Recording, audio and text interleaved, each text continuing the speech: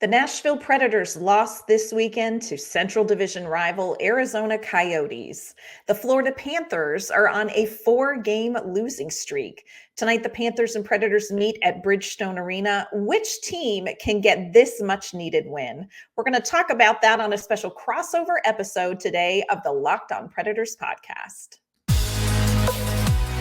You're Locked On Predators, your daily podcast on the Nashville Predators. Part of the Locked On Podcast Network, your team every day.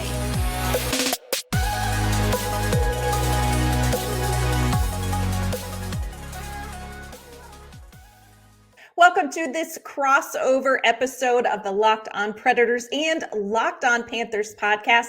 Thank you for making us your first listen of the day. We are a part of the Locked On Podcast Network, your team every day. Of course, we want to start out this episode by thanking all of our everydayers who tune in every day to listen to our podcast. We appreciate your time. We love talking hockey with you all. I am Ann Kimmel. I'm a writer at The Hockey News, and I am usually joined by my co-host, Nick Morgan. But today on a special crossover edition, I am joined by the host of the Locked On Panthers podcast, Armando Velez. Armando, how are you? I'm doing well, Ann. Thank you for having me on for this crossover edition. And it's not only a crossover as far as Locked On, but the Hockey News as well. So it's double the crossover here. That's right. We're just coming at you from all angles when it comes to hockey on this episode. Big game tonight, hosting here in Nashville at Bridgestone Arena. The Nashville Predators are hosting the Florida Panthers in a game that feels a little must-win for the Nashville Predators in January. We're going to talk about this game from the Nashville perspective coming up in a little bit. But first, I am going to grill Armando because I want to get some answers to some things that have been happening with the Florida Panthers this season so far.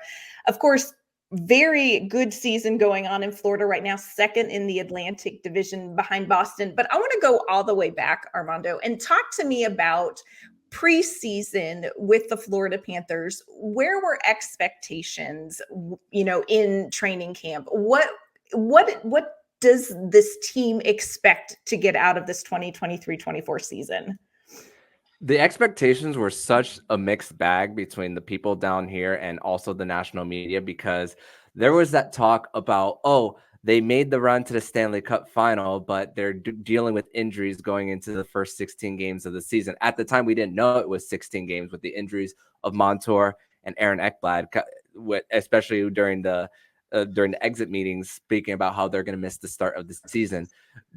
Goaltending is so up and down with year to year. Didn't know what kind of Sergei Bobrovsky you were going to get as well. And also with the depth pieces, Oliver Ekman-Larsson, one of them, Nico Mikkola, and even Mike Riley, who's no longer with the Florida Panthers, was claimed off of waivers by the New York Islanders. There's so many mixed things about it. And also to add on to the injury of Matthew Tkachuk breaking his sternum in the Stanley Cup final, that's another thing.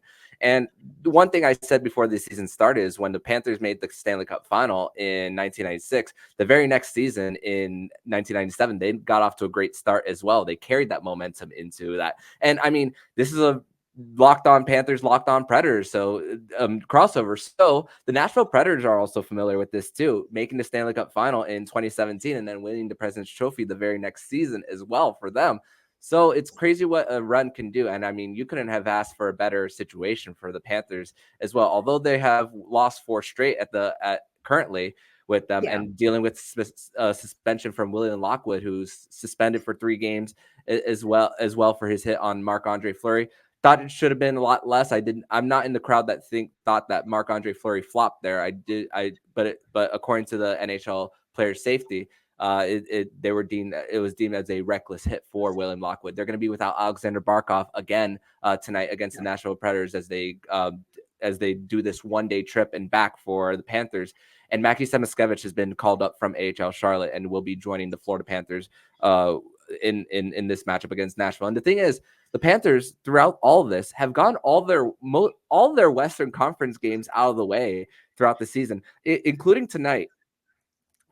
After tonight, the Panthers will only play one more game in the Central Time Zone this season, and that won't be until March against the Dallas Stars. So they got all that out of the way. Their road record is points percentage-wise is better than their home record, only because they played one more game at home. So it's basically identical. They're going to finish the next 4 games, three games out of the next 4 on the road as well. So it's a place where the Panthers have gotten a little comfortable in playing, and that's really been the key to how the Panthers have gotten here, especially 9-game winning streak. All that Sam Reinhart is on pace for 60-goal season. You couldn't ask for anything better from a guy in a contract year as well. And Gus Forsling, I mean, he has stepped up big time in Aaron Ekblad's absence, and even with Aaron Ekblad there, they've just been clicking as that top pair.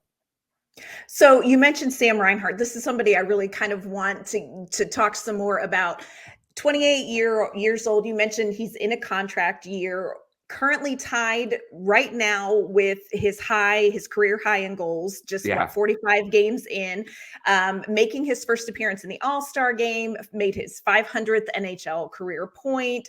You know, he's got this goal streak going for the Florida Panthers. What is going so well for him this season? Is it the contract year thing, or what else is it that's happening with Sam Reinhart that has just resulted in so much production?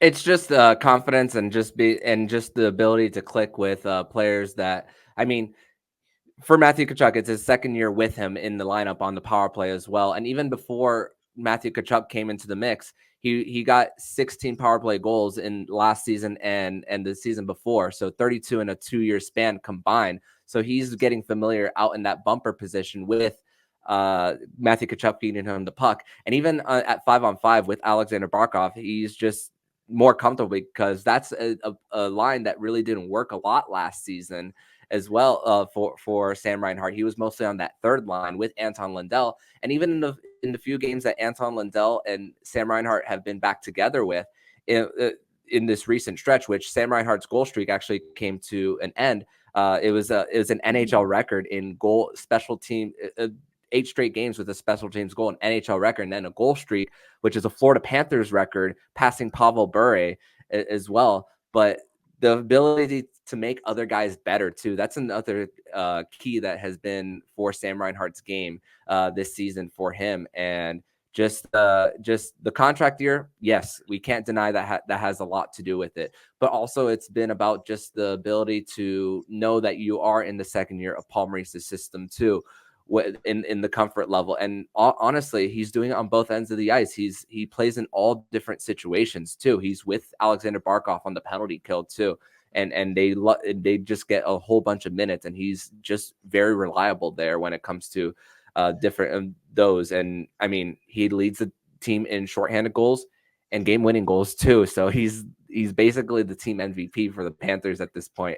And the state of Florida has their advantages when it comes to taxes when it comes to net income as well, for what you can take a lot less as far as your AAV and your cap hit, and you will still take home more than someone like a William Nylander out in Toronto as well. So I think the Florida Panthers really do have an advantage as far as their opportunity to keep him.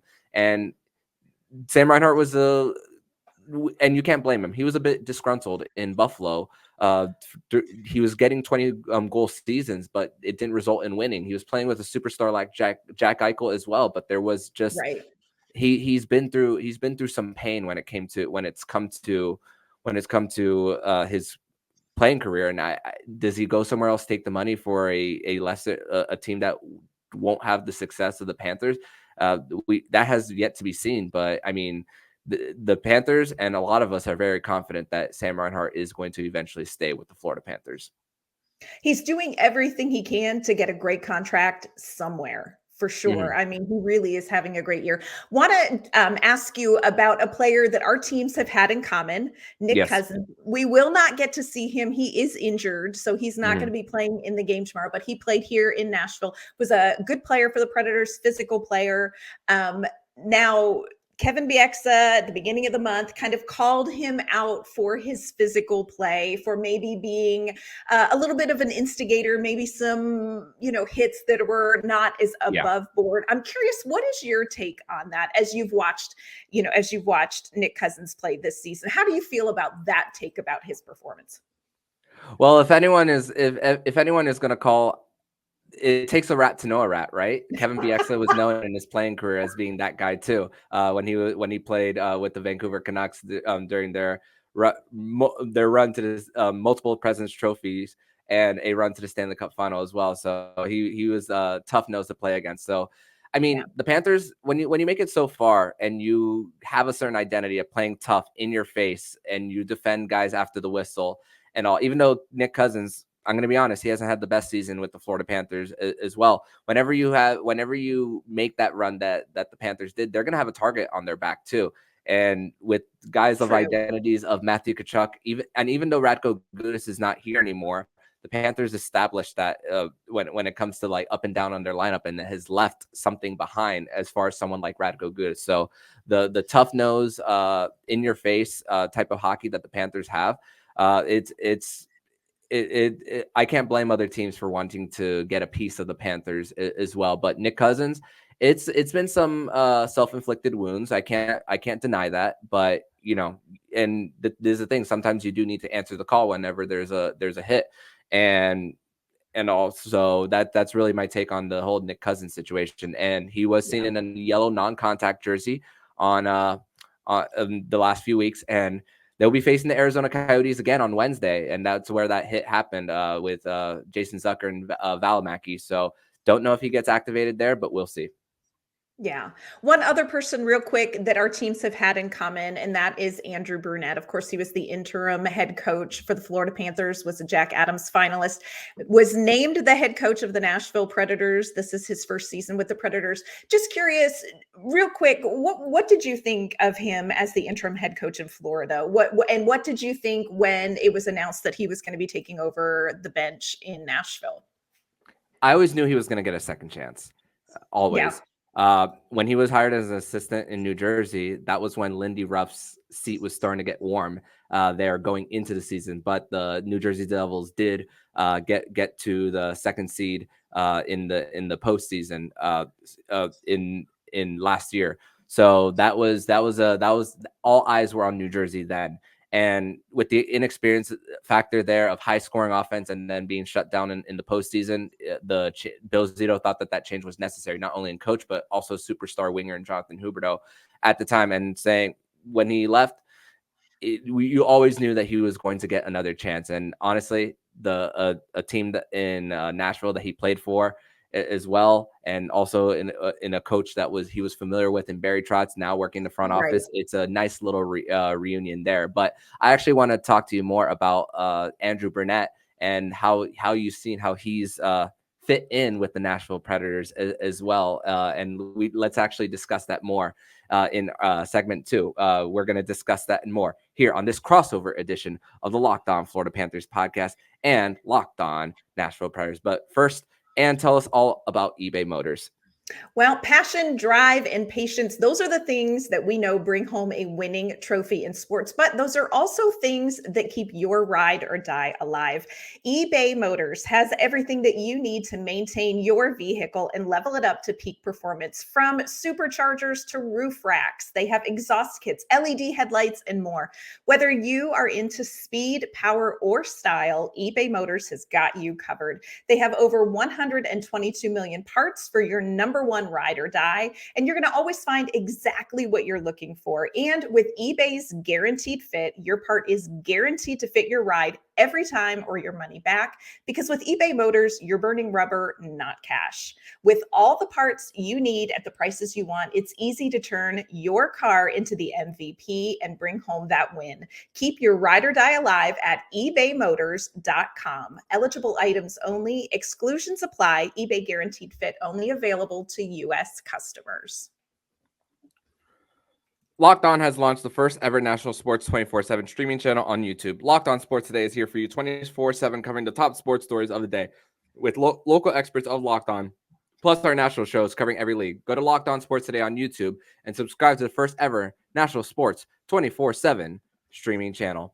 Back on this crossover edition of the Locked On Florida Panthers podcast and the Locked On Nashville Predators podcast. Thank you for making both of our podcasts your first listen of the day here on a Monday edition of the show. So talking Predators, talking Panthers here in the first of 2 in this season series. So Ann, I want to continue the Andrew Brunette conversation. We spoke in the last segment about his time in Florida and always knew that he was going to get another opportunity. That was a big resume builder. But also with the direction, I think this fit for Nashville makes so much sense in different ways, because Andrew Brunette's history with being a 7th-round pick, over 1,000 games in 16 seasons, when he was coming out of junior hockey with the Owen Sound attack, over 100 points during his last season, but also in the direction of Nashville, who their history and David Poyle's philosophy of never going full rebuild and just going the retool route, and also with trading guys that might not fit and getting your own guys. I mean, grinders like Ryan O'Reilly in the mix, Luke Shen from the Toronto Maple Leafs, both of them as well. And also with I know that statistically the Nashville Predators are very top heavy as far as that top line right there with Forsberg, Ryan O'Reilly, and Nyquist as well. But how have you seen of him implementing his system? Because when he was in Florida, it was a very north south run and gun type of team for him. And now that he's gonna get an opportunity to go into like maybe a little bit of a retool, I don't know if they necessarily sell at the deadline. If anything, I think they'll do a soft sell as well. But how have you seen the fit for him in Nashville? It really has been fun to watch, but it was a little bit surprising. Remember, John Hines still had a year left on his contract. I think there were a lot of Predators fans that were maybe kind of soured on that John Hines style of play, which was very similar to Peter Laviolette. So Andrew Brunette really has been a breath of fresh air in the sense that it's that style you're talking about. It's that north-south. It's that run and gun. It's very offensive heavy. It's puck possession heavy style of play. And what we've really found is it's opened up play for some of Nashville's biggest players. You mentioned Philip Forsberg. Philip Forsberg is having a great season right now. He's got 22 goals. He's the points leader for the team. He's on pace to kind of match, perhaps exceed his career high from 2021-22.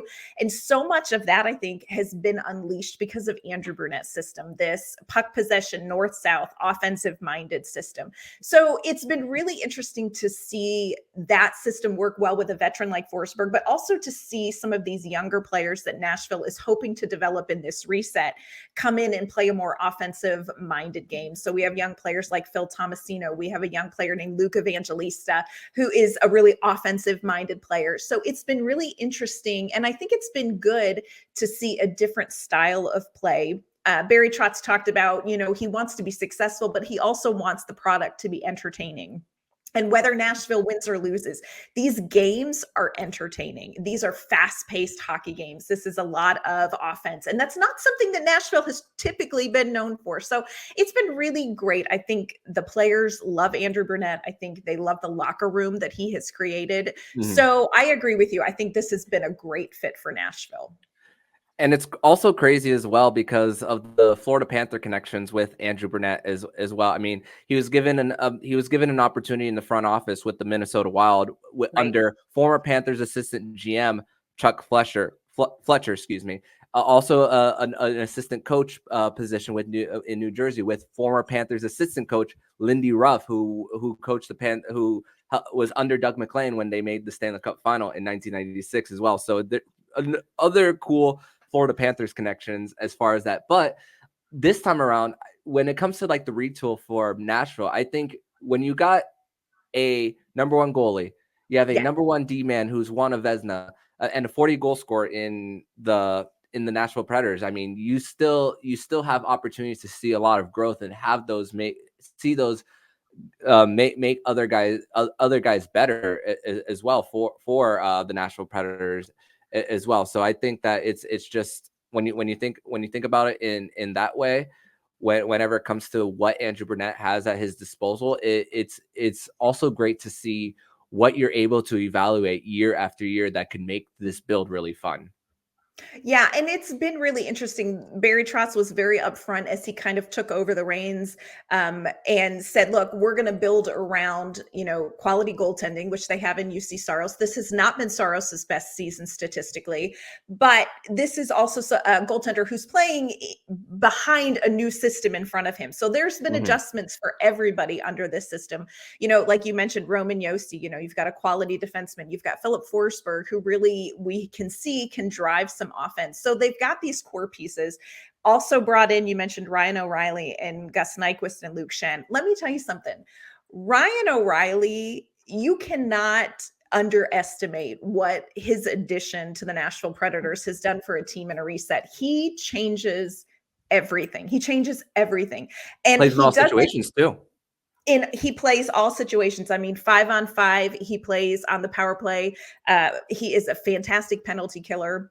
Like, there's not an aspect of the ice that he doesn't affect for the Predators, but the same thing is true in the locker room. There is not an aspect of this team that he isn't affecting in the locker room by his work ethic, by his personal responsibility. Talked after the Arizona loss, like, hey, you know what? Here are the things that I need to improve on, that I'm going to work on. Like, he just is the guy that you kind of want to model. You want these young players to model their game after. And we're seeing these young players putting in the time like Ryan O'Reilly does, and it's paying off for them. So I think there have been a lot of really good decisions. I think Barry Trotz and Andrew Brunette have been really intentional about what they've put together to kind of help, especially these young players as they're developing. No doubt. And it's from an outside perspective, it's I'm very excited to see how the Nashville Predators are going to grow as the season goes on. One more Florida Panthers connection before we transition over to segment number 3. Original Panther Tom Fitzgerald, whose son Casey Fitzgerald is in the Florida Panther system.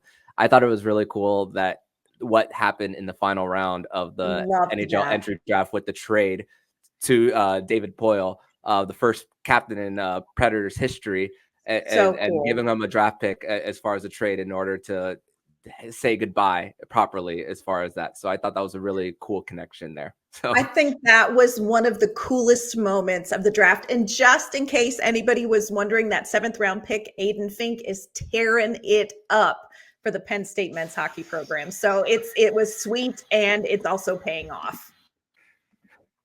Great. Yeah. So definitely something to judge a few years down the line for sure. But we're going to transition over to segment number 3. We're going to focus more on tonight's game between the Florida Panthers and the Nashville Predators. We're going to discuss that and more here on this crossover edition of the Locked On Florida Panthers and Locked On Nashville Predators podcast. But first, we're going to tell you all about FanDuel Sportsbook.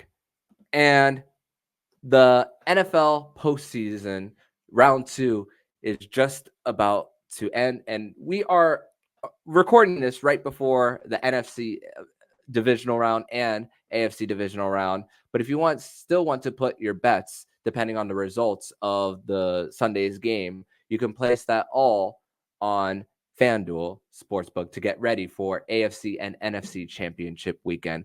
But right now, new customers can get up to $150 in bonus bets guaranteed if you place a $5 bet. That's $150 in bonus bets, win or lose. The app is so easy to use, and there's so many different ways to bet, like live same-game parlays. Find bets in the new Explore tab. Find parlays in the Parlay Hub, the best way to find popular parlays, and more. And if you are someone in South Florida, depending on the results, if the Buffalo Bills do end up winning against the Kansas City Chiefs and they go to Baltimore to play in the AFC Championship game, you might want to place your bets for the Dolphins division rival, for the Baltimore Ravens, and put your bets for them to come out on top and represent the AFC in the Super Bowl. So visit FanDuel.com/lockedon and make your first bet a layup. FanDuel, official partner of the NFL. So tonight, the Nashville Predators are hosting the Florida Panthers at Bridgestone Arena. Puck drop is scheduled for 7 o'clock Central Time, 8 o'clock Eastern Time. Be sure to tune in to this game. Armando, we're looking at this game tonight. What do you think are going to be keys to this game as far as Florida's success coming into Bridgestone? It's good. It's going to come down to just getting back to what made you successful in prior to their homestand. I mean, when it comes to their most recent homestand, I mean, they went 1-2-2 in that stretch, 4 out of 10 points after coming off a road sweep out in Vegas, Colorado, Arizona, and St. Louis there, and their penalty kill was just continuing to be outstanding. But in this 5-game homestand, which numbers were a little skewed as far as that last one against the Minnesota Wild, where they went 1 for 6. I mean, their complete 7 of 19 in the homestand, dropped them from 6th in the NHL in the PK to 11th. So just one game sample size, it's crazy how much that can drop you Right. in when you have one bad game.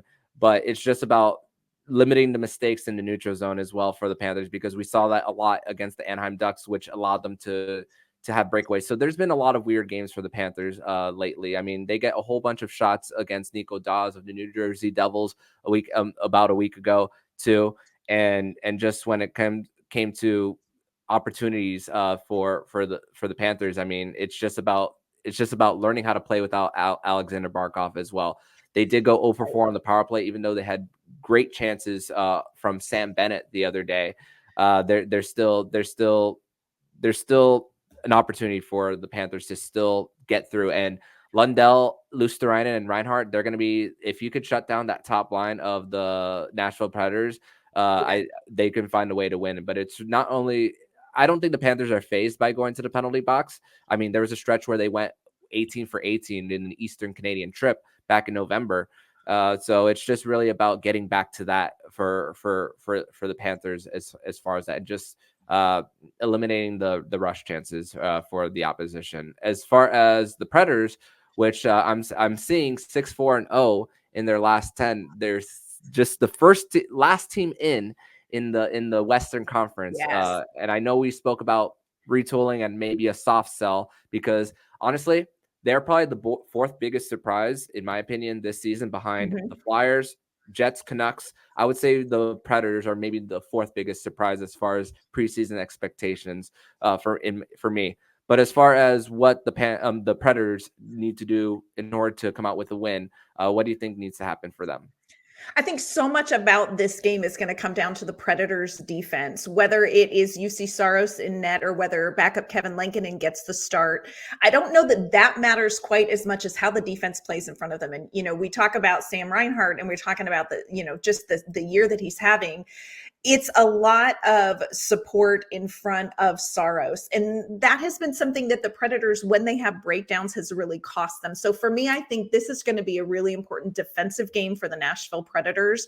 The other thing, and you hit on this, Nashville is very top heavy when it comes to offensive production with that top line, Forsberg, O'Reilly, and Nyquist. We really need to see some of these depth players getting involved in the scoring, because a team like Florida can come in and shut down that top line. You've got to have some scoring production in your bottom six happen. So that is definitely something that the Predators are going to have, because I do think that Florida can do enough to kind of confound and tie up O'Reilly and Nyquist and Forsberg if they're not careful. So for me, I think it's going to be defensive support, responsible defensive support for the goaltender.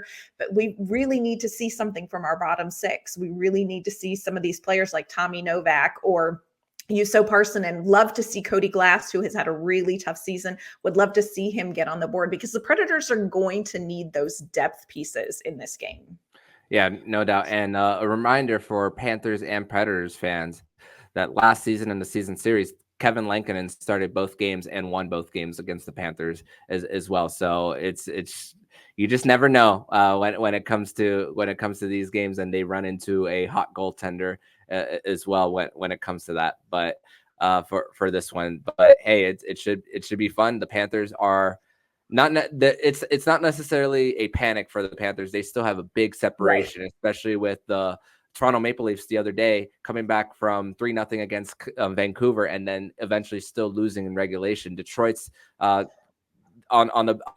having a better season than a lot of people expected. So they don't want to get too much into a bad streak that they allow those guys to catch up to them. But it's really about just extinguishing a small fire, and I said that even before their loss against Minnesota. Hopefully it doesn't get any bigger for the Panthers here. Yeah, and I think for the Nashville Predators, they're coming off a loss in Arizona. I don't think they played the way that they wanted to play. But one thing that has been interesting about the Predators this season is that they can go out and lay an absolute egg. I mean, they can have a game that is just so terrible and then come back the next game and have just an incredible response game. They've done that twice late, just been terrible games against Minnesota and Anaheim Ducks, and then come out and beat Dallas in their next games. So it's going to be interesting to see, can they continue to bounce back when they've had performances that have been subpar, or is this going to become a habit that's going to catch up with the Nashville Predators? They've got to get all the wins they want if they want to stay in the wild card race. So tonight, I think is going to be a great game at Bridgestone Arena. No doubt, and I'm really looking forward to it for sure. And hey, three of the next four for the Panthers on the road. It's got definitely for them. They got to finish strong. Also, one more note, one more Andrew Brunette connection. The guy that he's the Patrick Waugh, his very last goal given up was against Andrew Brunette. And now Patrick Waugh is now the head coach of the New York Islanders after they fired Lane Lambert, who Panthers prospect Evan Naus won a Memorial Cup last year for the Quebec Ramparts. So that's one other Andrew Brunette connection as far as that as well. But Ann, I want to thank you so much for doing this crossover edition of the Locked On Florida Panthers podcast and Locked On Predators on this crossover. So tell my listeners where they can find you online. You can check out the podcast anywhere you get your podcasts, and on YouTube. You can find us on social media at LO_Predators. And you can find my work online at InsideThePreds.com. Awesome. And for the Predators listeners, you can follow me on X at Monoman12. Follow the show account on Twitter at LO_FLA Panthers. And you could catch my written work at thehockeynews.com/Florida. Ann, thank you so much. Maybe talk to you in between the game, and maybe as well when the Predators do visit the Panthers later on in the season. So thank you for doing this. Sounds great. Thanks so much.